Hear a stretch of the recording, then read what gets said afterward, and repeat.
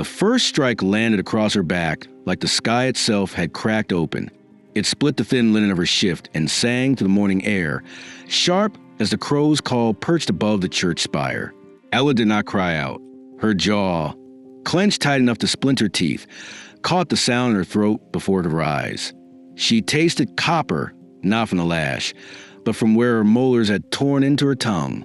Her wrists were bound above her head by the red cord, looped cruelly around the tall, rotting post in the village square, the very one her father had once tied his horse to. Now, it held her like a tethered animal, back arched, head low, hair falling like a shroud over her shoulder. Beneath her bare feet, the dirt was cold and damp, flecked with hay and ash from yesterday's market fire. It had rained during the night. The scent of earth rose beneath the blood. There had been no trial, only a summons from the Lord Steward, delivered with a kind of false civility that reeked of long-standing entitlement. His lordship requests the honor of your presence for supper. She had not gone. She had not responded. She had not even opened the door when he came in person 3 nights later, leaning against her frame like it already belonged to him. Ella had simply stood behind the threshold with the iron poker in hand, daring him to step across it. He never did. But word travels faster than snow melting one more, and by morning, the whispers had already chosen their villain. A woman too proud to kneel, a girl too stubborn to obey, a peasant who thought herself above the laws of ownership. And so, here she was, lashed for defiance, bled for vanity, humiliated for the crime of refusing the man who held the deeds to every field in the valley. Her shoulders burned, her spine felt flayed open, and still she did not scream. Not because she was brave, though some might call it that later, when the story was reshaped into something clean, but because she knew, instinctively, that silence was the only weapon she had left.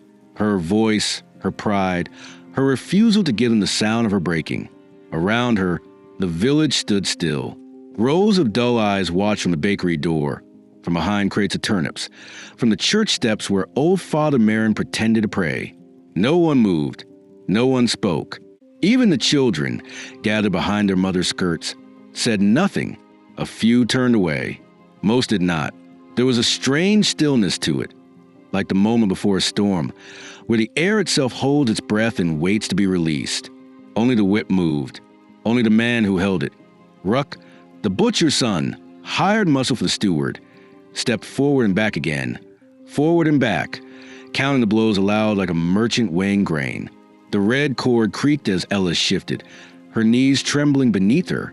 She would not fall. She told herself it again and again, a litany of refusal more sacred than any vow. Asterisk, I will not fall. I will not give him that. Asterisk, her blood ran in fine rivulets down her back, catching at the curve of her waist, dripping from the hem of her shift into the dirt. It looked almost ceremonial, like some old rite no one remembered the meaning of. She fixed her eyes on the edges of the square, on the line where the cobble ended and the moss began, where the hills rolled away into the mist. If she could hold her focus there, if she could imagine walking into that pale fog, then maybe she could leave this moment, just for a breath. But it was the 10th blow that broke her knees. Not the pain. It was a dull roar by then, distant and surreal, but the sheer betrayal of her body. She sank to one leg, her shoulder yanking hard against the cord above, the knot biting deeper into raw skin. A murmur moved through the crowd, quick and quiet, like a wind curling through wheat. Still, no one stepped forward. No one spoke. And then, from the edge of the square, someone did. The figure moved without sound. No rustle of cloak. No sharpness of boot heel. Just a slow, deliberate presence, like a shadow peeled loose from stone. He wore a deep hood, frayed at the edges, and a coat dark with rain and travel. His hands were bare, dirt beneath the nails, knuckles bruised like a fighter's. He walked as if time moved differently around him. Not fast, not slow, but with an unshakable certainty. And in the stunned silence of the crowd, no one stopped him. He did not look at the steward, did not ask permission. He simply stepped into the circle, where Ella hung like a tattered flag, and reached up to take her hand. It was not a gesture of rescue, not at first. It was something quieter. He did not pull. He did not speak. He simply laid his rough palm over hers, where the red cord dug into her wrist, and let it rest there. Warmth radiated from his skin, not with heat, but with weight. Real, grounding. Ella's head lifted, barely, eyes flicking upward through strands of sweat-matted hair. She could not see his face beneath the hood, but she felt something shift, as if the square, the villagers, even the man with the whip had vanished in the fog, and only this single point of contact remained. She did not speak either. Her throat was a cage. But in that moment, her knees found the ground again, not from collapse, but as if drawn there willingly. And the stranger, still holding her wrist, reached up with his other hand and began untying the knot. The cord slipped free with a reluctant sigh, slackening until her arms fell forward, limp and trembling. Ella nearly collapsed, but he caught her, an arm around her back, careful of the wounds. He did not cradle her. He simply steadied her, like one would steady a branch in high wind. Gasps scattered through the watching crowd, soft and shocked, like a flock of birds taking flight. Somewhere, someone called out a protest, a question, but the words faded before they took shape. Ruck stepped forward, hand on his belt knife, but the stranger turned slowly and looked at him. It was a quiet look. No threat, no plea, just stillness. And something in it, some unseen gravity, made the butcher's son pause. Not retreat, but not advance either. Then the stranger turned back to Ella and guided her, step by slow step, across the square. Her bare feet stumbled over stone and grit. Her legs quivered, but she did not fall, and the crowd, parted in stunned silence, let them pass. They walked until the edge of the square became the edge of the village, and the edge of the village became the path into the woods. Behind them, the bell at the chapel tower began to ring, late and shrill, as if trying to call back what had already gone. But the stranger did not turn, and Ella, though bloodied and half-broken, kept walking. The mist met them like a door opening, and then they were gone. When she woke, it was to the scent of wood smoke and rosemary, and the faint ticking of rain on a slate roof overhead. Her body ached, not in sharp bursts, but in a low, sullen throb that clung to every inch of her skin. She was wrapped in wool, something heavy and coarsely woven but dry and warm, and her hands were no longer bound. The red cord was gone. Her wrists bore the angry marks of it, deep and swollen, but no longer tight with pain. She lay on a straw cot, covered in layered pelts. The air around her dim, the light golden from the fire burning in the hearth a few feet away. Shadows flickered along the low walls of the cottage, revealing a space that was small but alive with care. Bundles of herbs hung from beams above her, lavender, sage, thyme, and dried nettles, and a long shelf sagged with clay jars, each marked in a rough scrawl. There was a carved wooden bowl beside her bed, filled with cool water and a rag dyed a deep rust red, crusted now at the edges with dried blood. She tried to sit up and failed. The movement pulled sharply at the skin of her back, the raw lashes reopened by the simple strain of her body, wanting to rise. A quiet gasp escaped her lips before she could stop it, and in that instant, she heard footsteps. He appeared without sound. The same hood from the square hung near the door now, wet and dripping, and his hair was damp at the edges, dark with rain. He was tall, not towering, but with the kind of posture that made space bend around him, and his clothes bore the fraying and patchwork of years lived close to the earth. His hands were callous and stained with leaf dye and soot, his nails uneven, his movements spare and unhurried. He did not speak as he entered. He only met her gaze with eyes the color of flint, pale and steady, then crossed the room to the hearth where a small iron pot hung from a blackened hook. Ella said nothing. Her mouth was too dry. Her tongue, still swollen from the biting, clung to the roof of her mouth. But more than that, she felt as though her words were locked somewhere deep beneath the skin, trapped behind the echo of the whip, the shame, the sheer nakedness of her memory. Her body remembered before her mind did. The pulse of it, each lash, each watching face, each step away from the square and into the fog. She remembered him taking her hand, the warmth of it, the steadiness, and then only darkness. Her strength had run dry, like a riverbank after drought. He ladled a spoonful of something thick and steaming into a wooden cup, carried it across the room, and set it on a low stool beside her bed. Still, He did not speak. His silence did not feel cold. It was not the silence of a man holding something back. It was the silence of someone who knew the sound of pain and had no wish to name it before she was ready. She studied him now more clearly. His features were not handsome in any way the world might define, but they held a kind of weathered symmetry.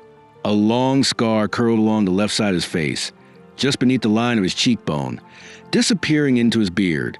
The burn mark she glimpsed before, more healed and fresh, covered part of his left hand, a web of pale ridges that stretched from wrist to thumb.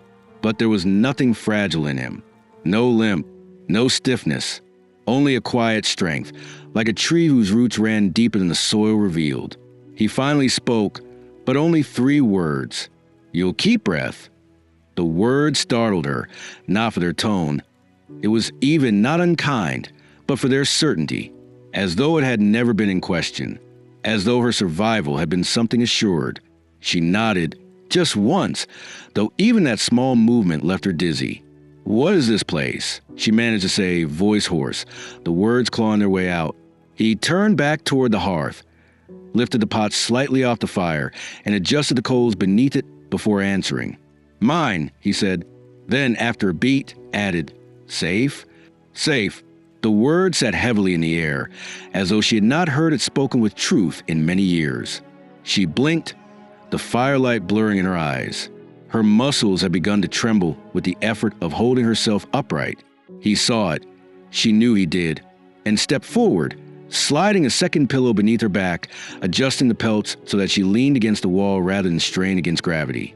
She wanted to flinch away from his hands, but they were careful, deliberate, never lingering, never demanding.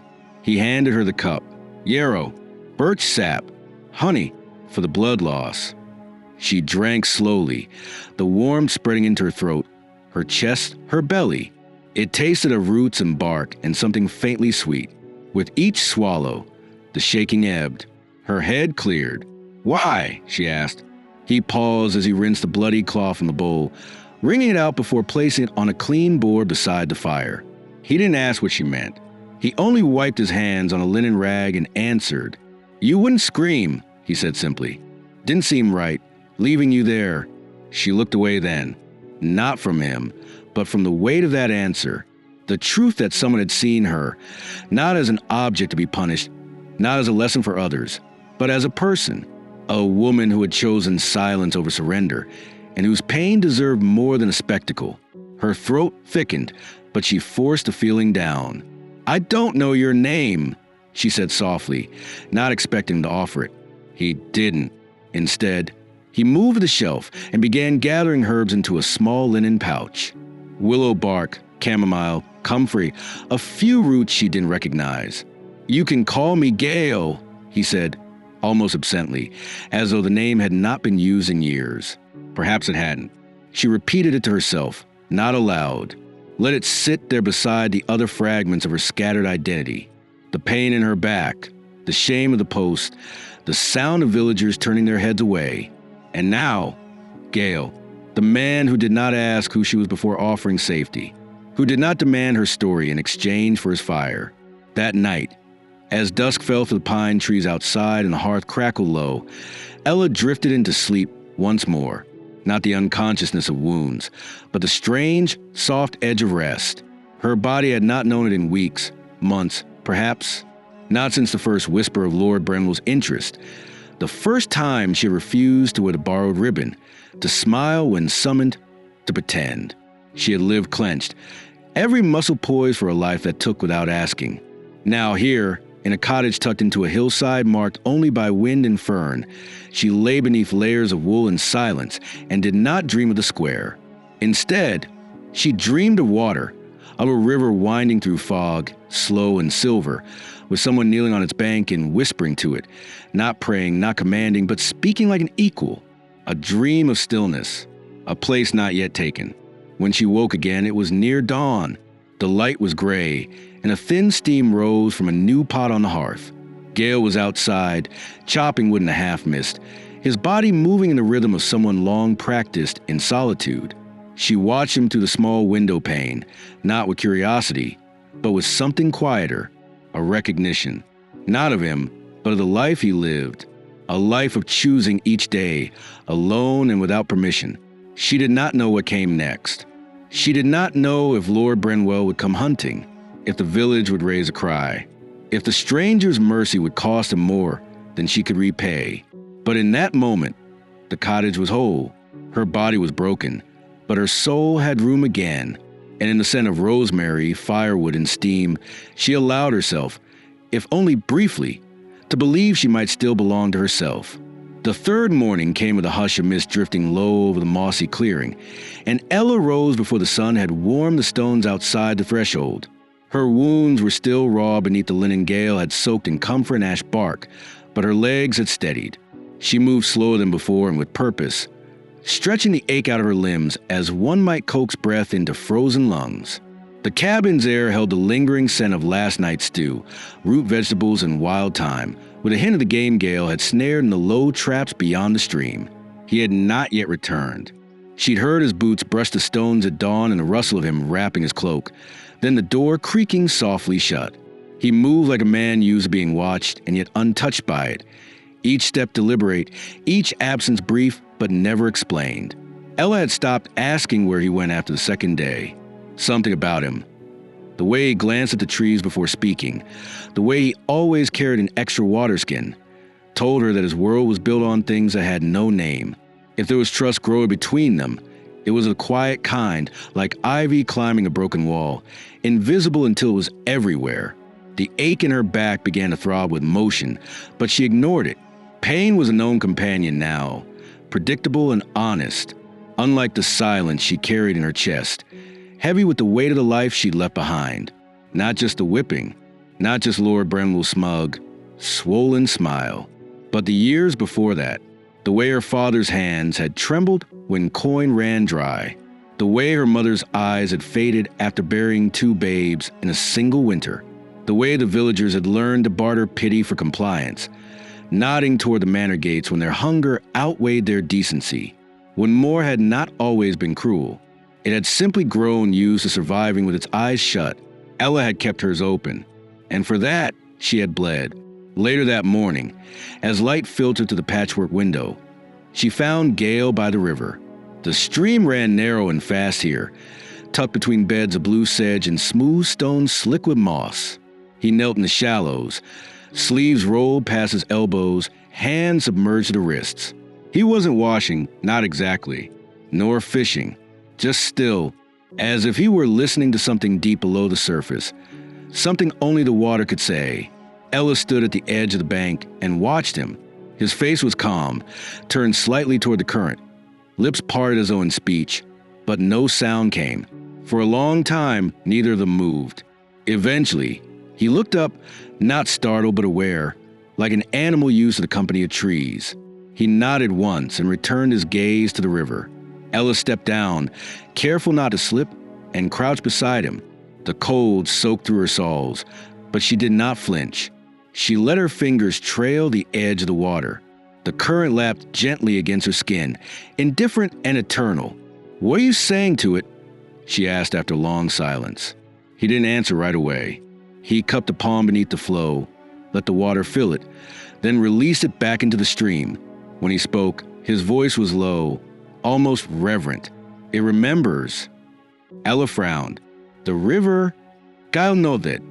The land, the water, the wind, they don't forget what was done, who walked through it, who took, who gave." She thought of the square then, of the red cord still burned into her memory, like iron. She thought of how the ground had soaked her blood without protest. She had never once considered that the earth might remember it too. "I thought remembering was ours alone," she murmured. "No," Gale said quietly. "That's what they want us to believe.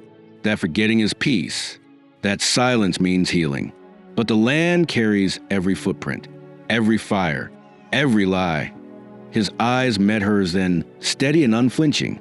"You are not the first," he said, to bleed beneath his eyes, to be made an example. Ella swallowed. Something hot and shapeless rose in her throat. "And you?" He nodded once. "I followed orders. Once.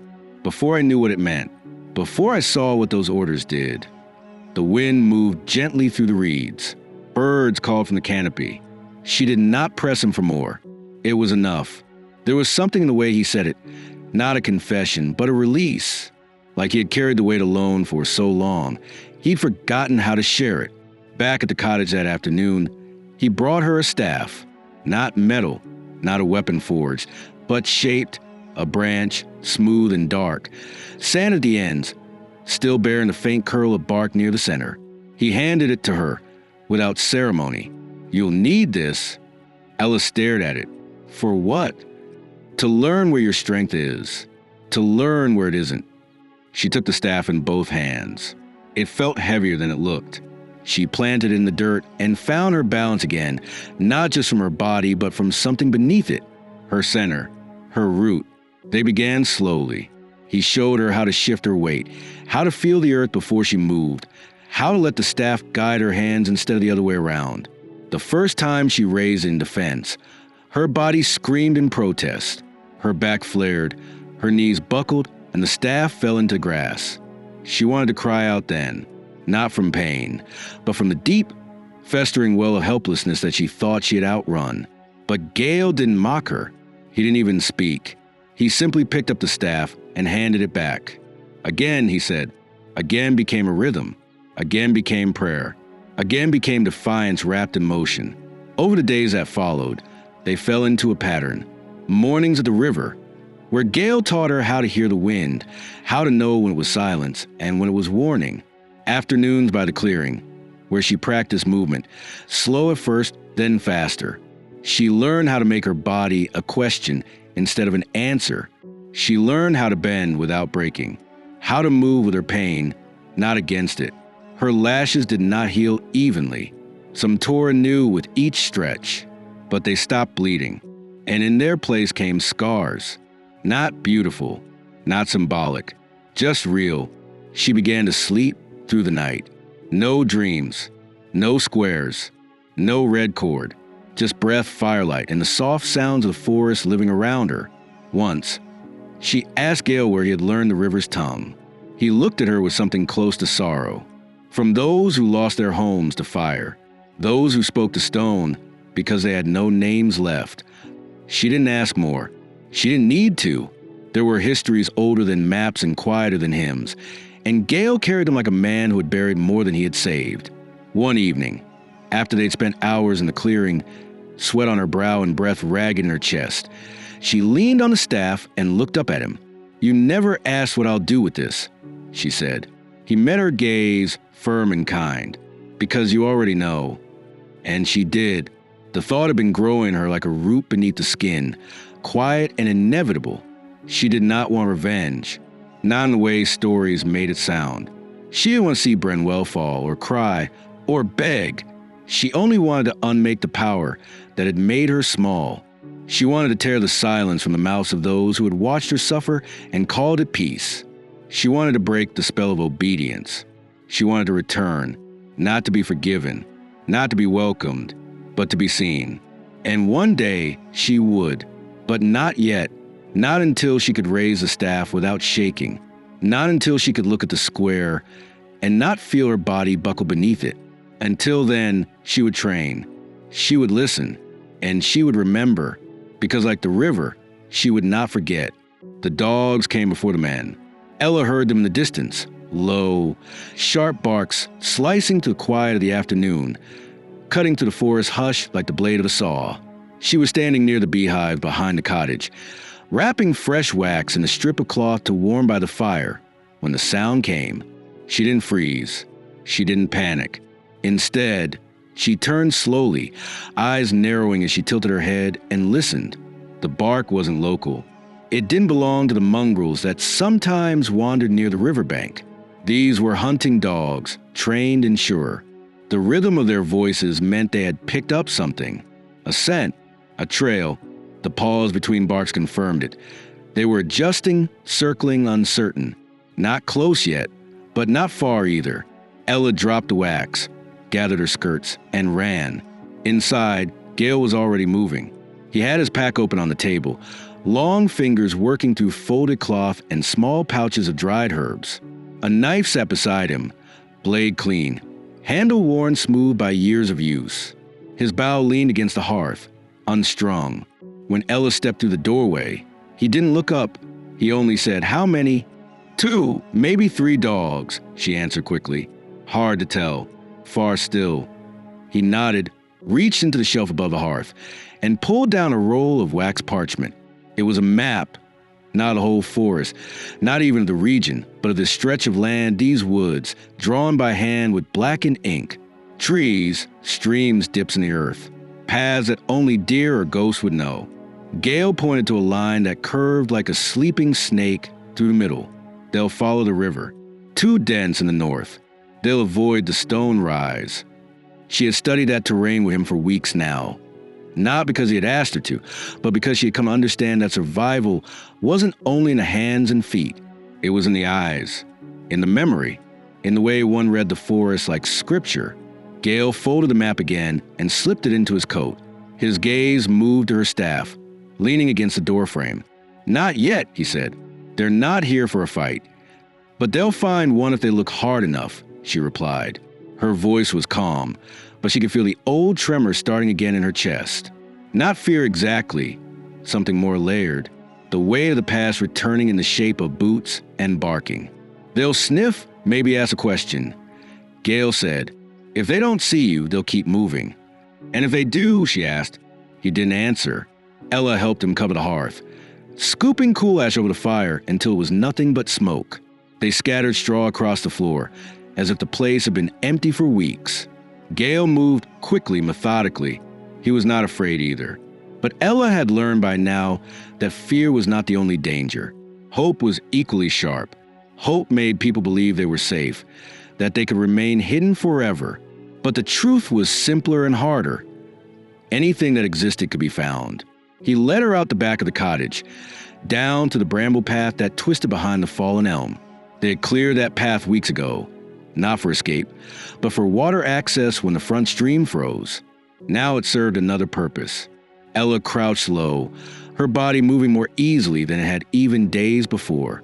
The ache was still there, but it was distant, like the echo of a bell no longer ringing. Gale stopped at a stone hollow near the edge of a fern-covered ridge. "Stay here," he said. "No light, no movement." She opened her mouth to protest, but he raised a hand, not in command, but in quiet insistence.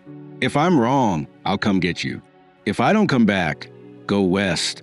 There's a family at Elric's Mill. Tell them my name." "I don't want to run," she said. "Not again." He looked at her then, really looked, and something shifted in his face. Not pity, not doubt, but a kind of grief. "You're not running. You're surviving. That's different." And then he left. Ella sat beneath the ridge, curled into herself, the damp soil soaking into her cloak, the wind brushing cold against her cheeks. Time passed differently in the woods. Each moment stretched, wrapped around her like ivy, until it was impossible to know how many minutes had passed. She thought about one more, about the square, about the way the steward's eyes had narrowed as he read the charges aloud. Asterisk refusal, insolence, endangerment of lordly authority. Asterisk, she remembered the sound of the whip, not the pain of it, but the sound, the terrible, ceremonial crack that had split the air and somehow split her open too. She wondered if Brenwell had sent the dogs himself, or if it was just a whim. A final errand toss to some foot soldier eager to earn his coin. She wondered if they had her name written on a list. Asterisk Ella of one more. Age 19. Pale hair. Scar on the shoulder. Possibly armed. Asterisk they would not expect what they found. Not a frightened girl, but a woman with fire in her, a staff in her hand, and a new name hidden somewhere in her chest that she hadn't spoken yet. Gale returned at dusk. His hair was damp, his cloak muddy. His mouth was a straight line. "They didn't come to the house," he said. "Too many animal trails. They lost your scent." "But they'll keep trying," she said. He nodded. "They have coin behind them. They'll go to the nearest villages, offer rewards, make threats. So we go." "No," he said. "We become smoke. We become stone. We stay and we change." That night, Gale taught her to bury her scent in the old ways. Sage rubbed into palms, while mint chewed and spat beneath the soles of her boots. He showed her how to move like a deer, how to step, so lightly the earth didn't notice. They no longer used the front trail. Every movement was done in shadow, every meal cooked without fire. The cottage became a ghost of itself. No smoke, no scent, no sound beyond the rustle of pages or the slicing of root from stem. Ella learned how to read the trees by their bark, learned the difference between squirrel and crow sounds, learned how to mimic the whistle of a warbler, so Gale would know she was near. He began taking her deeper into the woods, to the old paths soldiers once used before the war that burned half the lowlands. There were ruins there, stone posts swallowed by ivy. Ella touched one and felt the cold history in it. Forgotten blood, forgotten names. One morning, Gale took her to a grove where the trees leaned in strange angles, bent not by wind but by fire long extinguished. "This is where I buried my oath," he said, "when I saw what it did." She understood now. He had not only left something behind, he had broken it, turned from it, let it rot in the dirt, and still it followed him, just as her own history followed her. The red cord, the village that turned their backs, the lord who wanted her name etched beneath his. But here, in this place, she was no one's, not even Gale's. And that was what frightened her the most, that she was finally free, and that freedom was not a relief but a reckoning. She began to keep watch at night, not because she was told to, but because it helped. She sat by the high stones with her staff across her lap, listening to the wind thread its way through the trees. Sometimes, she saw things in the dark. A stag at the edge of the clearing, the eyes of a fox. Once, a figure in the distance, unmoving. She didn't call out. She didn't raise the staff. She simply watched, heart steady, breath measured. When it moved on, she didn't follow. The world beyond the woods still existed. It still hunted. It still burned. But so did she, and she would not go quietly. She was not healed. Her back still bore the ragged lines of rope and lash. Her hands still trembled sometimes when she woke. But she was not afraid of the trembling anymore. It only meant she was still alive, still able to hold, still able to move. And when the time came, when the snow melted and the rivers ran high and the dogs returned again, she would be ready, not just to run, not just to survive, but to return, with her eyes open and her staff in hand. Winter came not with fury, but with quiet persistence. It crept down the mountain in thin, deliberate strokes, frost on the hemlock needles, a whitening crust over the well stones, a stillness in the animals that no longer stirred before dawn. The forest seemed to tighten inward, folding over itself like a body bracing against a long-held breath. The wind changed its tone too. It no longer whistled or moaned, but whispered in a lower voice, like an old woman muttering truths beneath her breath.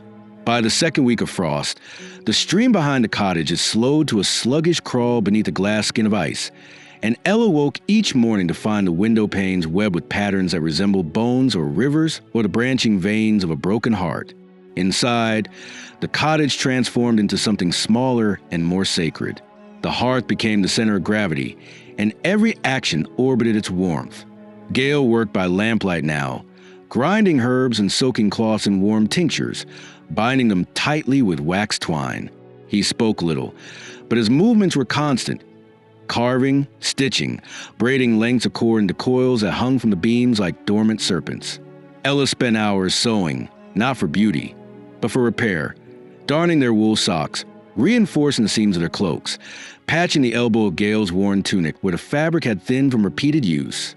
These small rituals began to take on a way of their own, as though the labor itself kept the cold at bay. But the cold found its way in eventually. It always does. It began with a cough, soft and regular, a sound Gale swallowed behind his sleeve, brushing it off as nothing more than smoke from a hearth. Then the cough deepened, burrowed, grew thicker in the chest, until Ella heard it echo from behind the door each morning before she rose.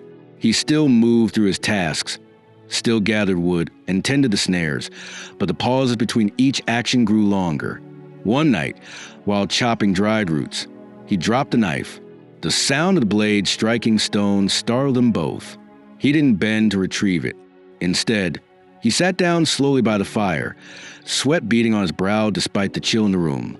Ella crossed the space without a word and pressed the back of her hand to his cheek. It burned. She brought him a cup of fever root tea, his own mixture, and he drank it without protest. That was the first time she felt fear since coming to the cottage. Not the kind that strikes fast like a blade, but the quieter kind that coils around the ribs and stays there, tightening a little each day. She tended to him as he had tended to her, wiping his brow, steeping herbs, crushing bark to dust with the flat of a spoon. She lit the fire earlier and let it burn longer. She wrapped hot stones in cloth and laid them by his feet. She whispered the names of plants as she passed them over him, hoping that somewhere in that naming there might be protection. On the fourth day, he murmured a name in his sleep. Callan. It slipped from his lips like a stone dropped into water, soft but heavy with memory. Ella sat beside him. Fingers curled around the bowl of broth she'd been cooling, and let the name settle in the space between them. He didn't speak it again, but she heard the shape of it in the way his breathing changed, in the tightening of his hand against the blanket, in the faint frown that furrowed his brow even as he slept. She didn't ask. It wasn't time. Some names weren't questions. They were offerings, left on the doorstep of silence, waiting for the wind to carry them home. Outside, snow began to fall in earnest, not the thin dusting of early frost, but the heavy kind that layered and stayed. The woods turned white and mute. Paths vanished. Footprints became memories. Ella checked the snares each morning, trudging through the drifts with her staff in hand, wrapped tight in a patchwork of cloaks and wool. Her fingers went numb with cold, her breath clouded the air, and still she walked. The first few times, the traps were empty, but on the fifth day, she found a hare, small, limp, warm still in the belly.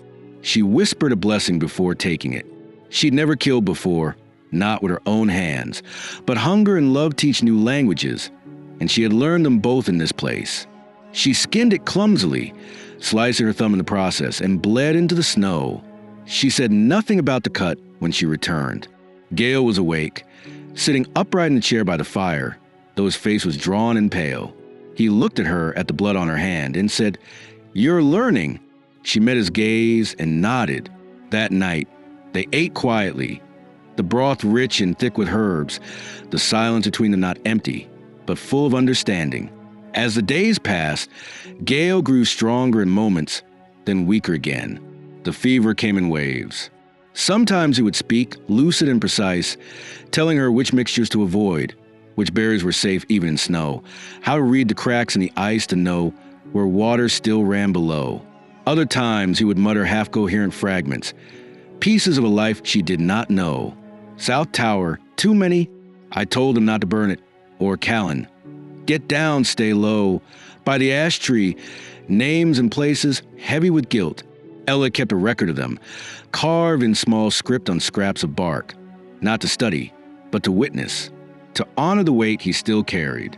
One night, deep in the heart of winter, when the wind howled like wolves lost in their own longing, Ella sat by the fire reading aloud. It was a book she found in Gale's chest, pages cracked and soft with age, the words nearly erased by time. It was not a story, not exactly, more of a collection of old folk wisdoms, phrases, charms, bits of counsel passed from hand to hand. She read them in a low voice, unsure if Gale heard, but needing to hear herself speak something alive. To heal is not to forget. To forgive is not to unsee. We do not grow whole by silence. We grow by remembering out loud. She closed the book and looked at him.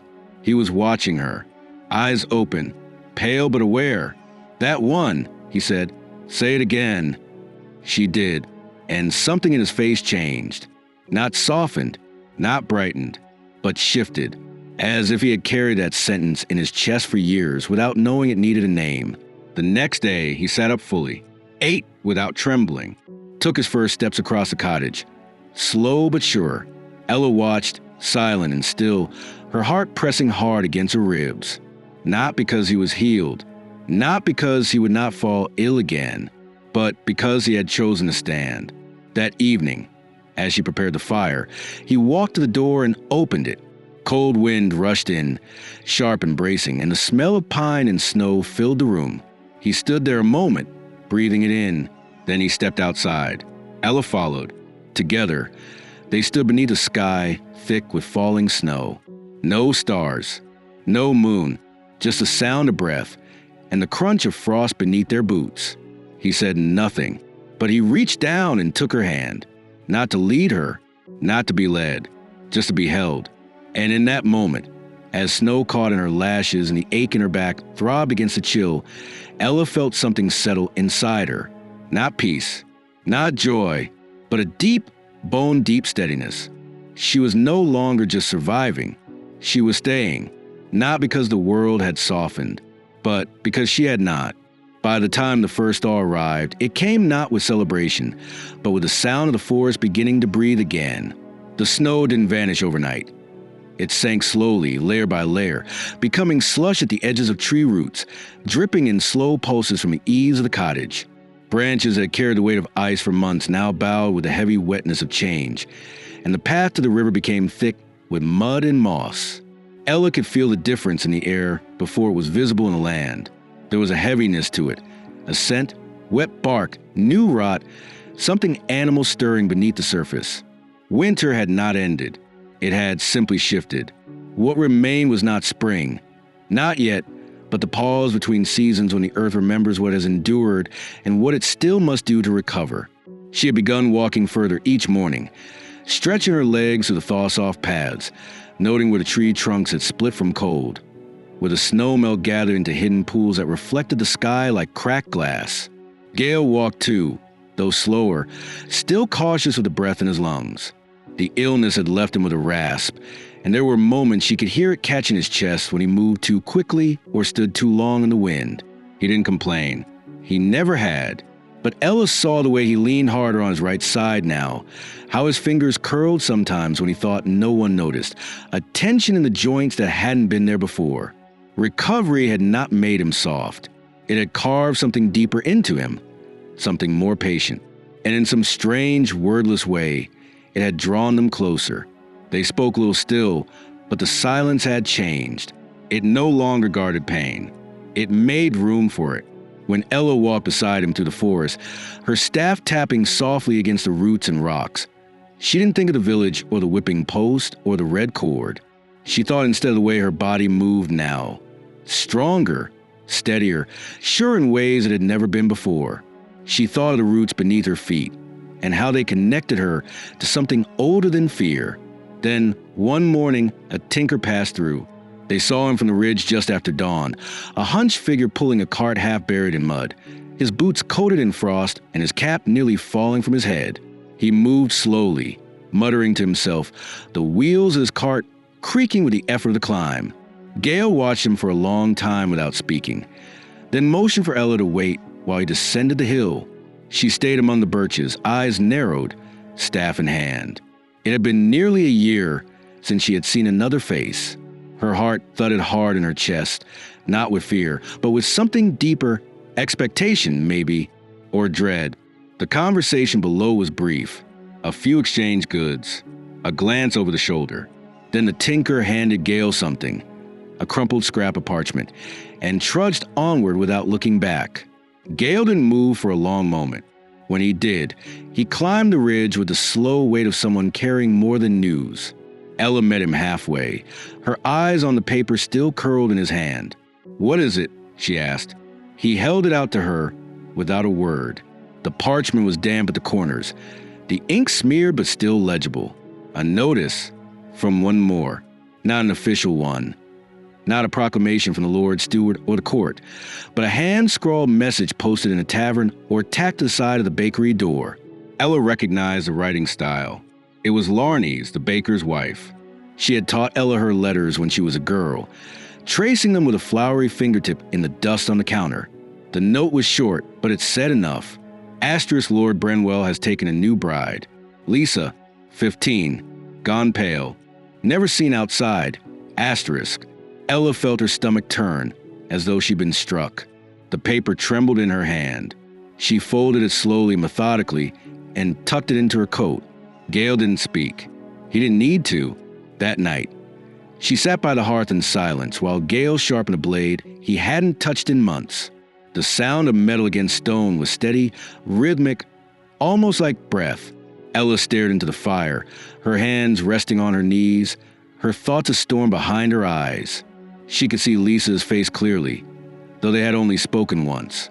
The girl had been quiet, always standing behind her mother in the market, eyes down, fingers clutched at the hem of her sleeve.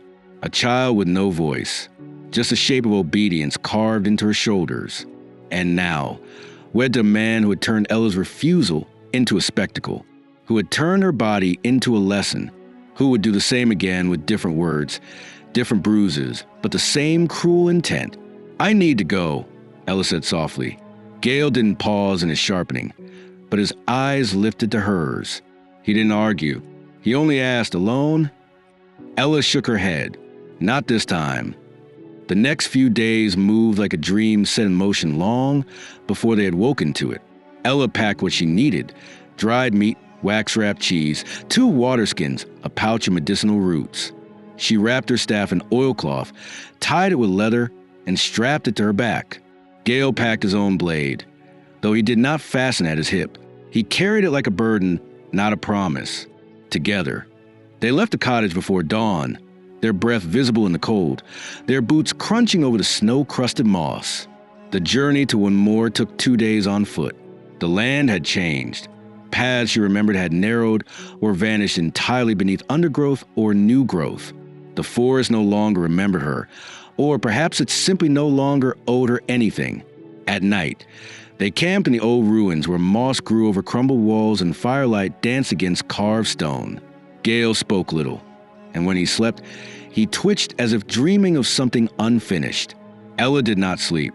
She watched the fire, then the stars, then the darkness beyond them all.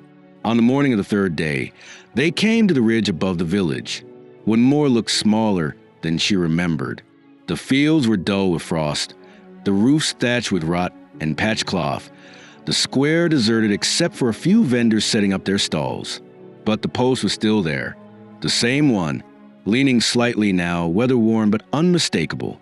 She didn't go down right away. She stood on the ridge for a long time, the cold wind pressing against her, and felt the past return to her not in pieces, but all at once. The sound of the whip, the silence of the crowd, the way the red cord had creaked as she shifted her weight to keep from falling, and then the hand, his hand, the one that had taken hers and walked her out of the square like a thread pulled from a tapestry, undoing something ancient. Gale stepped beside her. He said only one word. "Ready?" Ella nodded. They descended into the village as if it were any other day. No cloaks to hide them, no weapons drawn, just 2 figures walking shoulder to shoulder through the mist, and the silence began to break. One voice murmured her name. Another called it in disbelief. A woman near the fish stall dropped her basket. A child pointed, but Ella did not stop. She walked to the post, unwrapped the oilcloth from her staff, and tied a single strip of red cloth to the wood. She stood beside it, not to be punished, not to be forgiven, but to be seen. And this time, she was... The morning they entered Winmore, the mist lay thick over the ground like something that had been waiting for them. It curled around their boots and hung in the corners of the square like breath that refused to leave the lungs of a dying house. Ella walked ahead of Gale, not because she meant to lead, but because she needed to feel the earth under her feet without a shadow beside her. The soles of her boots struck stone where once they had struck dust, and she remembered how that ground had felt when her knees collapsed against it, remembered the taste of blood and dirt and silence, all twisted into a single moment of humiliation. Her eyes scanned the buildings with strange calm, cataloging what remained. The bakery with its warped shutters, the church steps worn by centuries of knees, the tavern window cracked in the same upper pane as it had been the day she turned 15. It all looked smaller, not only from the time she had spent away, but from the way she had grown around it. Pain had enlarged her, not shrunk her, and now she did not fit neatly into the picture they had once painted of her.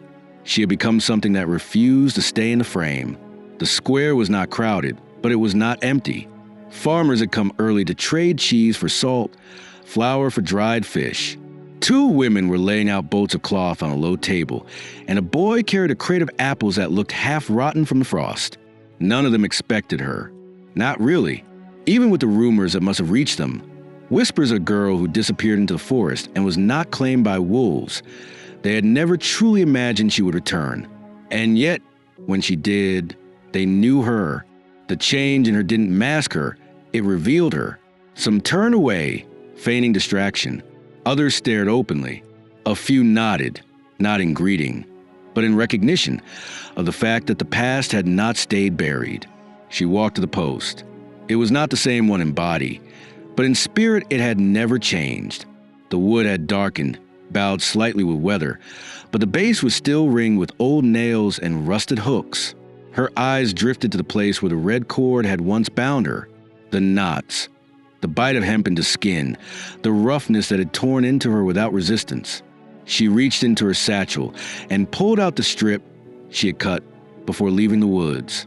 A piece of fabric dyed by her own hand, steeped in crushed rosehips and iron, the color deep as dried blood. Without ceremony, she tied it to the post. Not tight, not loose, just enough to stay. Then she stepped back and waited.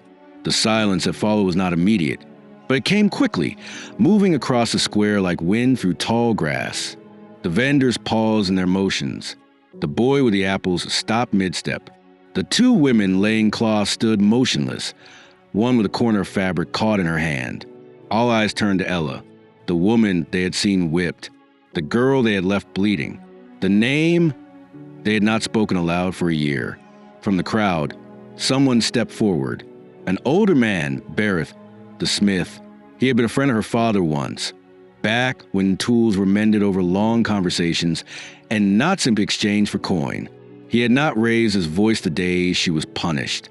He had not spoken against the whipping. But now he stood a few feet from her and cleared his throat as if dust had settled in it for months. Ella, he said, just her name, nothing more. She looked at him and said nothing, not in anger, but in mourning for what had never been spoken. He nodded once, a movement so slight it could have been mistaken for a twitch, then turned and walked away. Others followed him, not away from her, but toward her, quietly, slowly. A few at first, then more. They formed no circle, no mob, only a gathering of presence.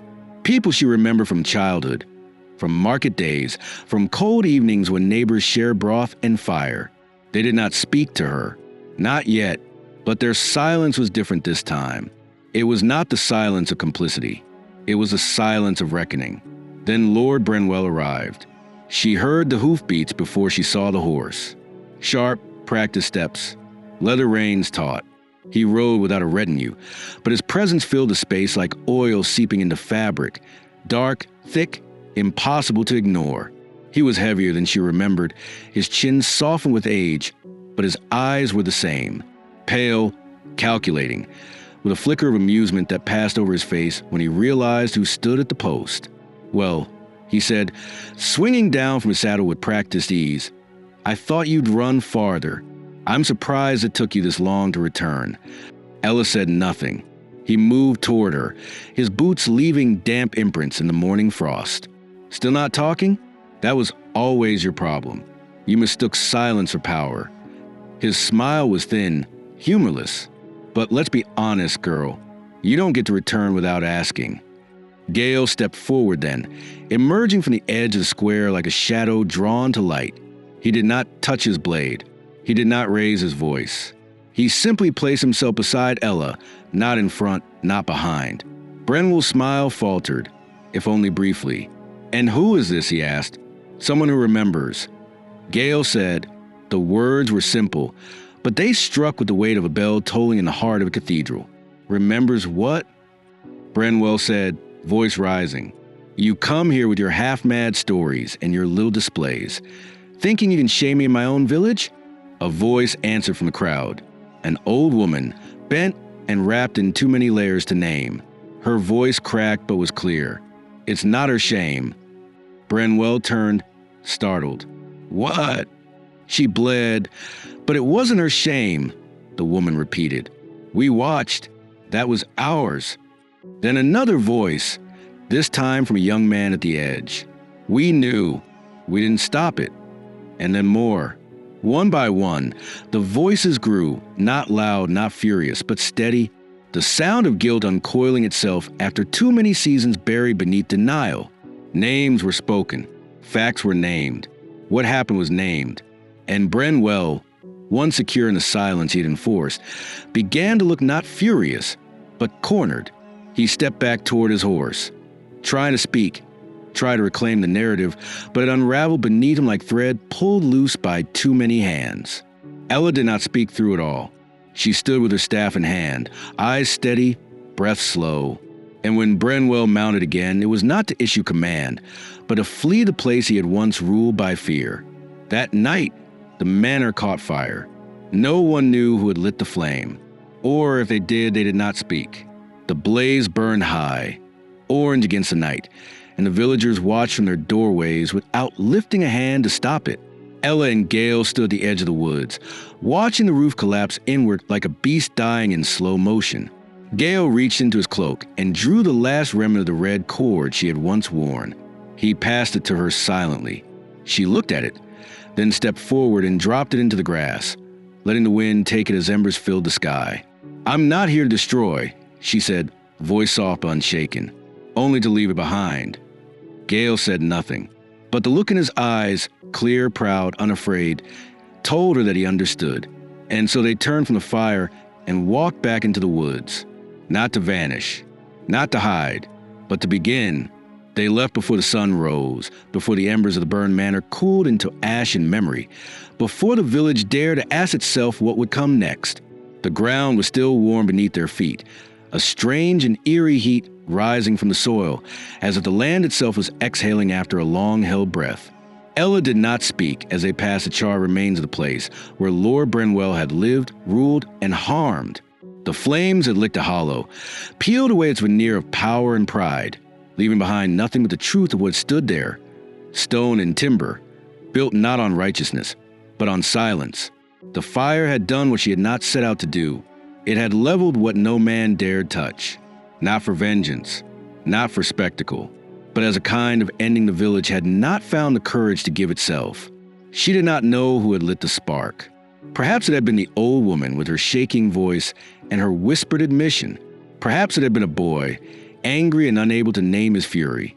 Perhaps no one had. Perhaps the house had burned under the weight of its own rot. That was the thing about legacies built on cruelty. They never held against wind and flame. The smallest breath could undo them.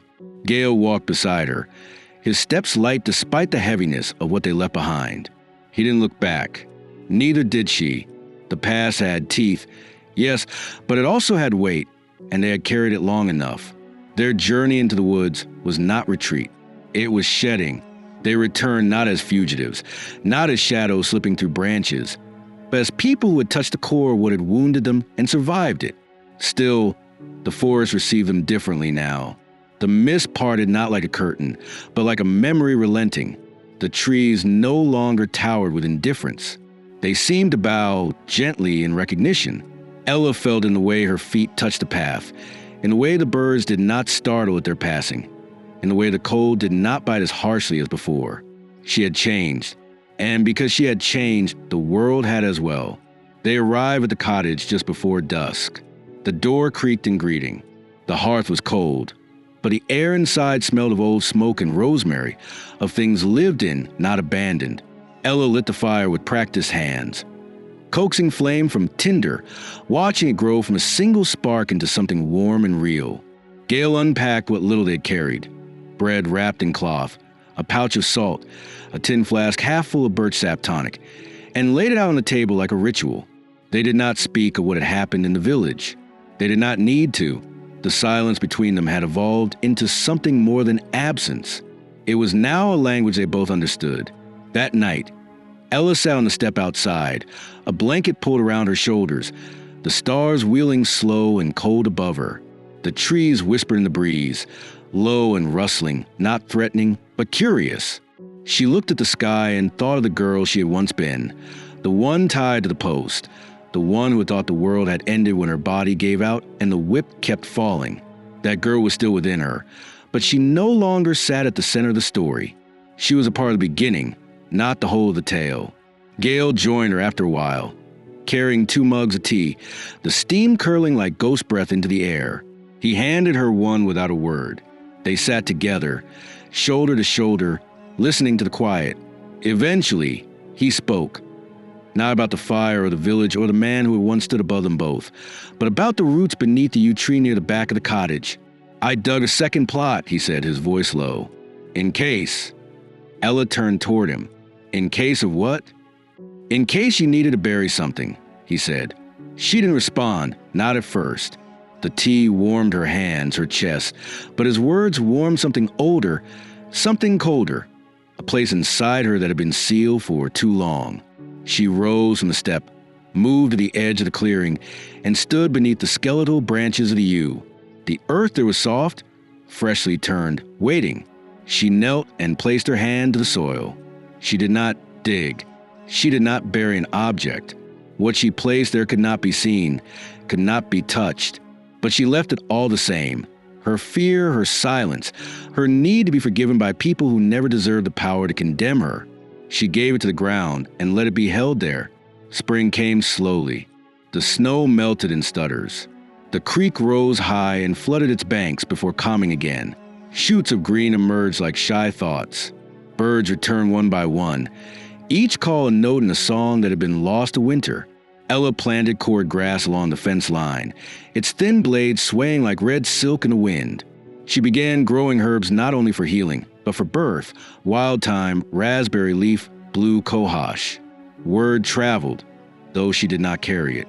One morning, a woman appeared on the path, thin and pale, eyes hollow with recent pain. Ella offered her tea and a place to sit. The woman did not explain. Ella did not ask. When the woman left, she took with her a small pouch of dried flowers and a quiet promise. "You can come back if you need to."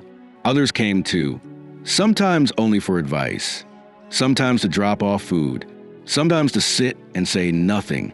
Not all were women, not all were wounded, but all came as if they were returning to a place they had never seen but always hoped might exist. Gale tended to the outer paths, carving signs into bark, symbols only those who walked through fire might understand.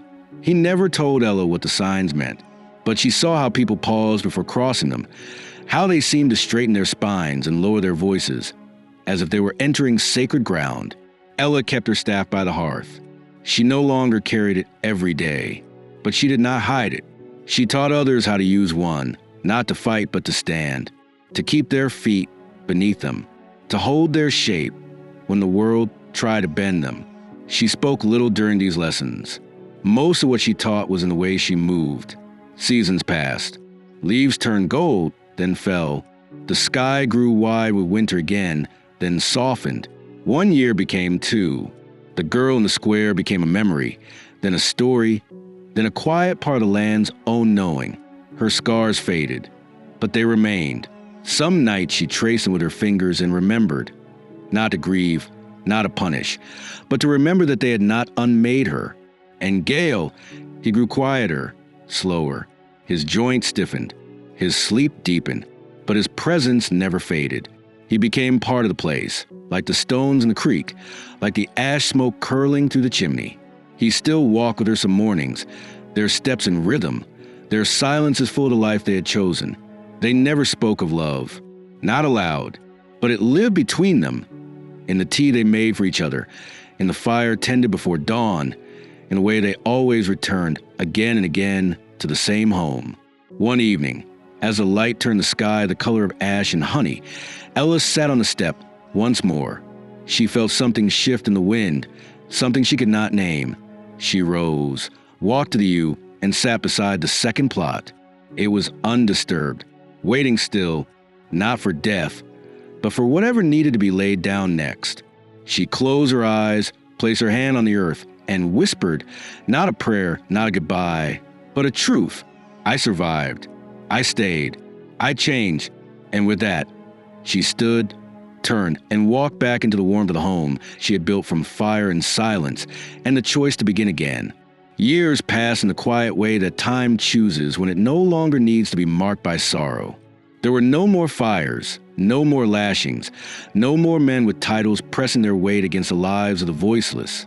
There was only the rhythm of days stitched together by small labors and even smaller graces. The cottage remained where it had always stood, settled beneath the yew and the long-reaching arms of the pine forest, but the life inside it thickened, grew richer, like sap drawn upward in spring.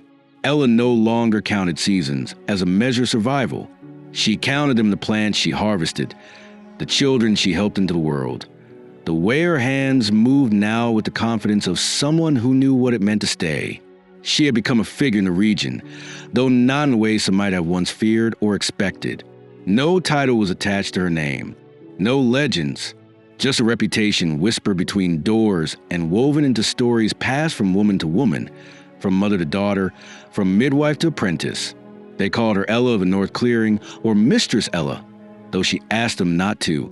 Some still use the name with reverence, out of habit more than duty. Others simply called her friend. She did not refuse them their words, but in her heart, she remained as she had always been, neither witch nor saint, neither martyr nor warrior, just a woman who had chosen her shape and filled it fully. The small garden she once tended behind the cottage had grown wide, sprawling like a secret wanting to be known. Beds of herbs lined the stone paths, lemon balm and rue, motherwort, yarrow, and marigold. Behind them stood taller stalks of angelica and wild fennel, their stems swaying in the breeze like ancient sentinels. She grew thyme in spirals, rosemary in the shape of stars, not for their function but for the joy of their design. Each plant had its purpose. Each one was spoken to, touched, remembered. When she passed through the rows, she did so with the grace of someone walking through a place that had once saved her and was now being saved in return. Children came in the spring, chasing each other through the grass, their laughter loud in the still air. They were not hers by blood, but by choice and by rhythm. Some were the children of women she had helped birth in dark hours. Others had wandered up the path with nothing but bruises and silence, and had been given space and bread and time. She did not demand their stories. She fed them, let them rest, gave them tasks that built them slowly back into themselves. Some stayed for days, others for months. A few stayed for years, and when they left, they did so with bags full of herbs and names they had earned in the time between their arrival and their departure. Gale built them wooden toys, animals, little boats, a spinning top that whirred with satisfying hum when released just right. His hands had grown slower, his breath thinner, but his presence had not dimmed. He sat beneath the trees most days, his carving knife moving with calm precision, his eyes watching the edge of the forest as if listening for something. Sometimes, Ella would sit beside him, and they would talk, not of the past, not of pain, but of things as simple as the color of the sky or the weight of a coming storm. Their bond had deepened not through romance, but through a steadfastness that refused to falter. She no longer imagined her life without him, not because she feared the ache it would leave, but because he had become a part of the landscape itself, a root, a stone, a presence as steady as breath. One evening in late autumn, a girl arrived. She couldn't have been more than 16. Her coat was torn, her shoes too thin for the cold. She did not knock. She stood at the edge of the clearing, watching the cottage as if it might vanish if she stepped too close. Ella saw her from a window and went out with a cup of broth in one hand and a wool shawl in the other. The girl did not speak. She took the broth with shaking fingers, wrapped the shawl around herself, and sat down on the bench without invitation. They stayed that way for a while, the girl sipping, Ella beside her. When the sun dipped low and the first stars crept into view, Ella said only, "You don't need to tell me why you've come, but you can stay the night, and longer if you choose." The girl nodded, tears catching in the corners of her eyes but not falling. That night, she slept in the bed near the fire. In the morning, she helped with the herbs. A week later, she was singing quietly while grinding dried calendula into powder. Ella had once believed her legacy would be shaped by the pain she endured, by the day in the square, by the scars on her back, and the defiance in her silence. But she came to see that her real legacy was gentler, quieter. It lived in the way she taught others to make tea that soothed fever, in the hands she guided through their first delivery, in the way women left her door standing taller than when they had arrived. Her strength did not lie in the fact that she had survived. It lay in the fact that she had chosen not to become what had hurt her. She taught the girl how to bind wounds, how to listen for infection in the breath, how to sense when a child was turning wrong in the womb. They worked in rhythm. At night, they read from the old book of folk wisdom Gale had once saved from the war. The girl underlined passages in charcoal, sometimes leaving notes in the margins. Her handwriting was crooked at first, but it grew steadier. Ella let her mark every page she needed to. Gale passed one winter, not long after. It was not dramatic, not cruel. He went to bed on a night when the fire burned hot and the room smelled of rosemary. Ella had made him tea. He had smiled, kissed her hand as he had done only twice before. She found him in the morning with his hands folded, his breathing stilled, his face calm in a way she had not seen it since they first met. She did not cry then. She lit a candle, sat beside him, whispered his name, and when she was ready, she carried him to you and laid him in the second plot he had dug for her all those years ago. She carved his name into stone with her own hands. After that, the girl stayed. Others came. Some learned to carve. Some learned to listen. Some stayed for a season. Some for many. And when they left, Ella gave them pouches of herbs, staffs carved by Gale's blade, books with pages marked in her own hands. She planted new yews behind the cottage, one for each name not buried in soil, but remembered in life. Ella grew old slowly. Her hair turned silver. Her back curved slightly with time, but her hands remained strong and her eyes clear. She did not fear death. She had met too many who feared life more. Instead, she kept planting, kept teaching, kept listening. And when the wind shifted one night and her body told her it was time, she walked to you, sat beneath it, and closed her eyes. She did not vanish. She returned to the roots, to the herbs, to the stories told by those who knew how to listen. She became part of the garden, part of the clearing, part of the silence that healed rather than erased. And those who came after her did not grieve her absence. They lived her legacy. There is a silence that comes at the end of a life, not sharp like the strike of bell or sudden like the snap of flame, but wide and encompassing, like the hush of snowfall over fields long since harvested. Ella's passing did not shake the earth. It did not draw a crowd. It did not echo with ceremony. It happened as her life had unfolded. Quietly, deliberately, without demand or spectacle. One evening, she walked into the garden alone.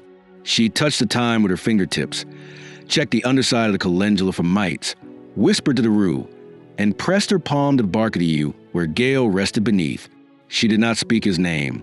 She did not need to. She had spoken it in 1,000 other ways over the years. In the tea she steeped each night, in the carving she preserved, in the lessons she passed on that bore the shape of his gentleness. When she returned to the cottage, she lit the hearth, tied her hair with a strip of faded red cord, and sat by the window with the last cup of elderflower tonic she would ever make. In the morning, her apprentice found her with her head tilted gently against the wood, her eyes closed, her hands resting in her lap, as though she had only paused for a moment of stillness. News of her death traveled slowly, not with urgency, but with the care of something sacred. The girl, no longer a girl now, but a young woman whose name was Lynn, prepared the room with the kind of reverence taught not in words, but by watching someone who has lived well. She washed Ella's hands in rose water, wrapped her in the same wool cloak she had worn into one more all those years ago, and placed her staff beside her bed. There were no relics, no saints' tokens, no holy oils, only the weight of a life lived entirely on its own terms. Lynn kept the fire burning. She brewed tea. She sat with the body until the first visitors arrived. They came in ones and twos, drawn not by summons but by instinct. An older woman brought 3 seed packets tied with twine. A man with a crooked smile laid down a wooden flute carved by Gale. A child, barely taller than the herb table, placed a yellow stone on the windowsill and whispered goodbye that no one heard but the wind. No one asked for answers. No one wept loudly. The grief was not the loud kind. It was a kind that braided itself into gestures, the way someone knelt beside a rosemary bush to remove weeds, the way another refilled the empty jars in the pantry, The way Lynn began recording every recipe Ella had ever spoken aloud, even once, for fear of losing the shape of her voice. There was no burial, not in the way towns might expect. Ella had long ago chosen what would happen to her body. She had shown Lynn the place, a low grove at the forest edge where the moss grew thick and the roots of the yew trees tangled together like clasped hands. She had said, quite simply, that the ground had always known her, that it had caught her when she fell, that she would rather return to that than be put beneath stone. And so they laid her there, without a coffin, wrapped in cloth dyed with larkspur and ash. She was placed not under but among the roots, near Gale, but not beside him. She had laughed when explaining it once. Asterisk, he always liked to space asterisk, and Lynn had remembered. Wildflowers were scattered across the earth, not to mark it, but to join it. And then the grove returned to silence. But Ella's story did not end there. It did not end at all. Her life, one shaped by the violence of others, had grown into something rooted in healing, and that healing did not die with her. It lived on in the clearing, in the garden, in the slow, steady rhythm of people returning to the place they did not know they had needed. Lynn remained at the cottage, not as a replacement, but as a continuation. She changed little. The herbs were planted as Ella had taught. The staff remained over the hearth. The ledger, now filled with notes in both women's handwriting, was added to with care. Lynn had inherited not a title or a duty, but a rhythm, and she moved within it as naturally as Ella had. Each spring, new faces arrived. Some brought sorrow, some brought silence, some brought nothing but their breath and the desperate need to be somewhere that did not demand explanation. Lynn welcomed them all. She made them tea. She listened. She offered the same words Ella had once offered her. Asterisk, you don't need to tell me why you've come, but you can stay the night. And longer, if you choose. Asterisk, some left the next day. Some stayed for years. One carved her own staff and took it with her into the northern ranges, where she taught other girls to plant sage and speak without fear. Another boy learned to grind bark into poultices and later opened a small practice in a river town, where people still spoke the name Ella as though it were part of the wind. The red cord, once a symbol of pain and shame, had changed too. Ella had never burned it. She had not needed to. She had transformed it by living. Lynn cut small pieces from the original strip and wove them into bracelets given to women who had faced violence and chosen to begin again. No one was told to wear them. They chose, and in the choosing, they claimed something more than survival. Years passed again. The cottage aged. The garden grew wild in places and more organized in others. Children played beneath the yew trees and learned which leaves to avoid and which to steep for fevers. Stories were told around fires, not of war or conquest, but of a woman who once stood in the square and did not scream. A woman who walked into the woods and made something better. A woman who built a home not of stone and title, but of trust and patience. And in that story, the children heard not legend but instruction. In her final years, Lynn began writing down the tale of Ella's life, not in one book, but in many, each chapter held in its own cover, each title named for a part of her journey. The red cord, the stranger's hand, the river oath, the garden she grew. They were not written as facts, but as remembrances, told in the tone of breath, written with care not to sanctify, but to witness. These books found their way into homes, into other healing houses, in the hands of women who had never heard of one more, but who understood its shape in their own bones. And in time, long after even Lynn had returned to ground she had loved, the clearing remained. The cottage stood, repaired by many hands. The herbs grew, taught from one generation to the next. The yews whispered their names in the wind. And those who walked the path through the trees came not for miracles, but for a space to begin again. In the very center of the garden, beneath a wide-leaf tree that had grown from a seed Gale once planted, a stone sat with no name, only a carving of a hand reaching down, another reaching up, joined in the middle. Some who saw it asked what it meant. Others already knew, because somewhere in the world, even far from the forest, when someone was lost or wounded or silenced, they might still dream of the square, of the cold, of the lash. But then the dream would change, and a stranger would come and take their hand and walk them home